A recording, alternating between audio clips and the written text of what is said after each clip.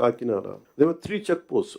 Honourable minister civil supplies Nadendla Manohar గారు వెళ్ళి 3 check పోస్టులు పెట్టిన తర్వాత కూడా చాలా ఇష్టారాజ్యంగా స్మగ్లింగ్ రవాణా జరుగుతూ ఉంటే we don't know whom to blame. Straight ఈజీగా పాయింట్ చేసేయచ్చు కానీ fingers, it is the collector's responsibility. It is the SP's responsibility. How come they had ignored?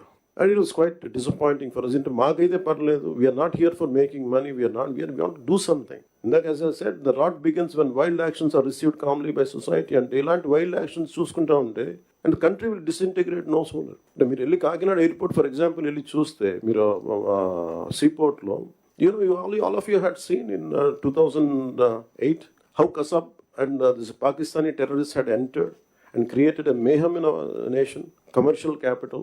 It all needs little oversight, let go attitude, and it costed us 300+ lives.